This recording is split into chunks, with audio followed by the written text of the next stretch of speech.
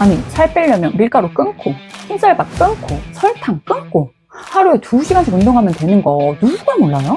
우리 모두 다 알고 있잖아요. 몰라서 못 되는 거 아니잖아요. 그쵸? 안녕하세요. 오늘은 진짜 현실적으로 실현 가능한 방법들만 가르쳐 드릴 거예요.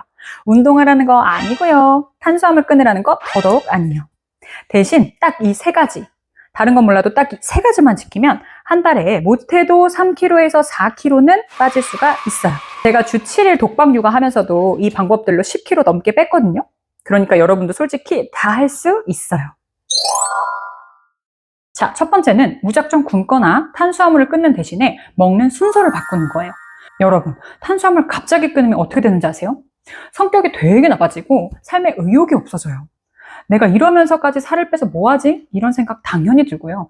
이 상태로는 다이어트를 오래 유지하기도 힘들고 이렇게 살을 뺀다고 해도 탄수화물을 먹으면 바로 다시 요요가 와요. 밀가루나 흰쌀밥 같은 정제 탄수화물 안 좋다는 거 누가 몰라요? 솔직히. 근데 다이어트 한다고 하루아침에 이거 다 끊고 현미밥이랑 고구마만 먹으면 오히려 나중에 입 터져서 폭식엔딩을 하는 거 제가 너무 많이 봤거든요. 물론 저도 그랬고요. 근데 다이어트 할 때 탄수화물을 줄이는 이유가 뭐예요?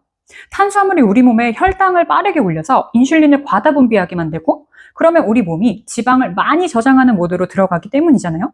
그런데 같은 탄수화물을 먹어도 식이섬유가 풍부한 야채와 단백질 그리고 좋은 지방을 먼저 섭취한 다음에 먹으면 혈당이 빠르게 올라가지를 않거든요. 요즘 올리브유와 기버터 다이어트가 유행하는 것도 같은 원리인데요. 좋은 지방을 먼저 섭취함으로써 포만감을 늘리고 지방을 에너지원으로 사용하게끔 하는 거예요. 제가 다른 영상에서도 이 공복 올리브유를 강조하는 이유도 바로 이거예요. 예를 들면 내가 베이글 한 쪽을 먹고 싶어. 그러면 식사 전 30분쯤에 올리브유를 한 스푼 먹고 근데 저는 더 편하게 캡슐 형태로 먹었고요. 그리고 나서 토마토 계란볶음 같은 야채와 단백질이 모두 들어있는 좋은 메뉴를 먹습니다. 시간이 너무 없으면 그냥 야채 한 줌 아무거나 집어넣고 삶은 계란 또는 고기 아무거나 손바닥 크기만큼 드시면 되거든요.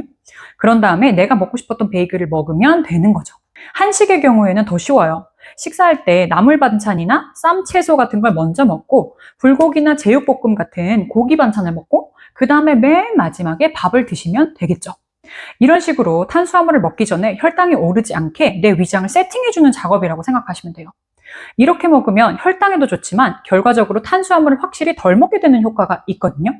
그래서 저는 뭘 먹더라도 항상 이 순서대로 먹으려고 엄청 노력했어요. 식사 전 공복 상태에서 올리브유는 매일매일 챙겨 먹었고요. 외식 메뉴를 선택할 때도 무조건 야채랑 단백질을 많이 먹을 수 있는 메뉴를 선택하고 그게 힘들면 집에서 계란이라도 2-3개 무조건 먹고 나갔어요. 공복 올리브유 활용법이 궁금하신 분들은 제가 예전에 올린 올리브유 다이어트 영상 링크를 고정 댓글에 남겨놓을 테니까 꼭 한번 가서 보세요. 그리고 탄수를 적게 먹는 것도 중요하지만 단백질을 많이 먹는 것도 엄청 중요하거든요. 근데 많은 분들이 단백질 먹는 건 좀 소홀히 하시더라고요. 다이어트 하면서 우리가 단백질을 충분히 안 먹으면 우리 몸에 소중한 근육들이 다 빠져버려요. 그럼 기초대사량이 낮아지겠죠? 그럼 우리가 쉽게 살찌는 몸으로 변해버리는 거예요. 그럼 안 되잖아요. 그죠? 단백질 섭취는 최소 내 체중의 1.5배에서 2배를 하셔야 돼요.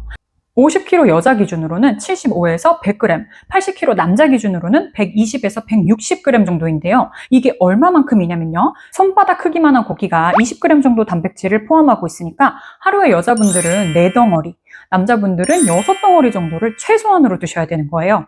생각보다 정말 많죠. 그래서 저는 매 끼니마다 무조건 고기, 계란, 두부 같은 단백질 메뉴를 무조건 챙겼고요. 단백질 쉐이크도 적극적으로 활용했어요. 이 정도 단백질 양을 매일매일 드시잖아요. 그러면 사실 배가 불러서 탄수를 많이 먹을 수도 없어요.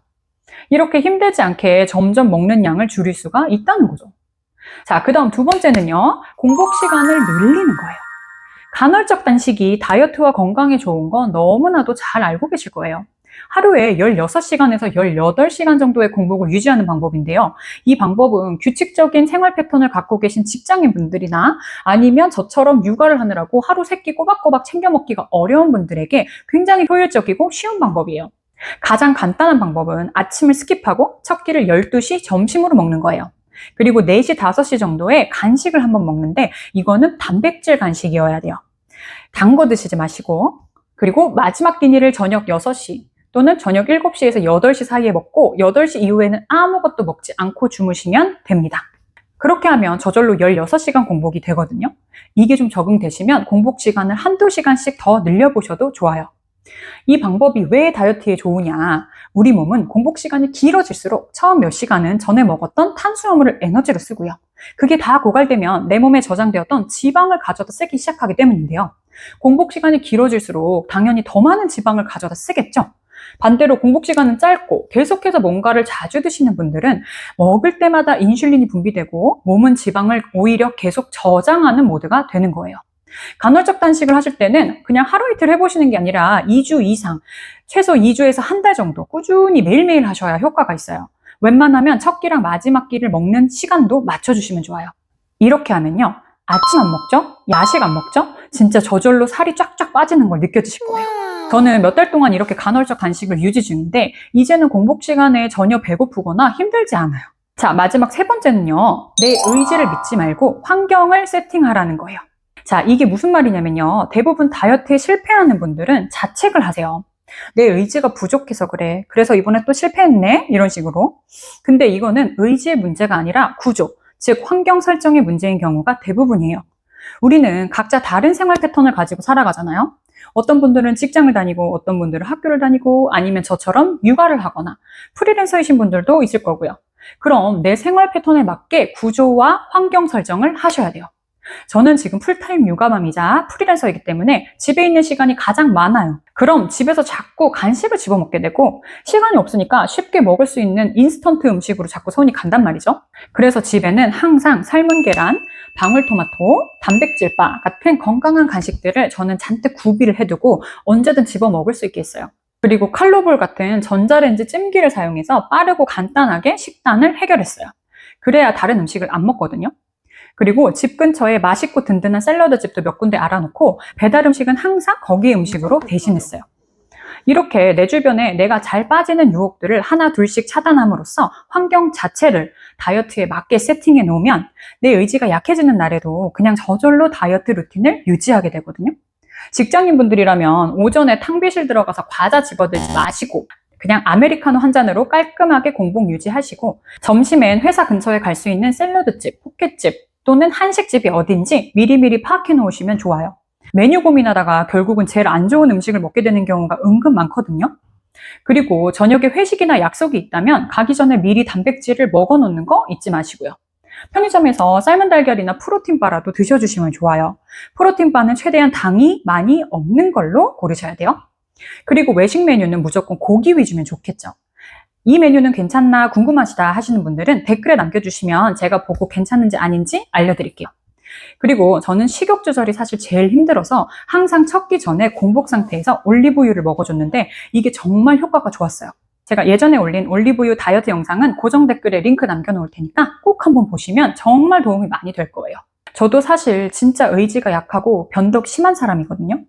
그리고 육아를 하다 보니까 더 그렇게 되더라고요.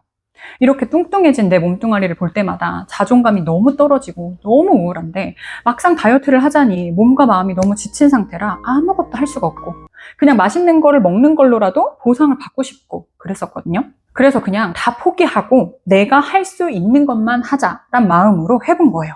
근데 이렇게 하니까 정말 많이 어렵지 않았어요. 그리고 여러분도 할 수 있어요. 의지가 약해도 할 수 있어요. 한 달 안에 10kg는 못 빼도 3, 4kg는 뺄 수 있어요. 자, 그럼 오늘도 성공적인 다이어트 하시고 앞으로 제가 더 좋은 다이어트 꿀팁 영상 계속해서 올릴 거니까 구독, 좋아요, 그리고 알람 설정까지 꼭꼭꼭 부탁드릴게요. 감사합니다. 안녕.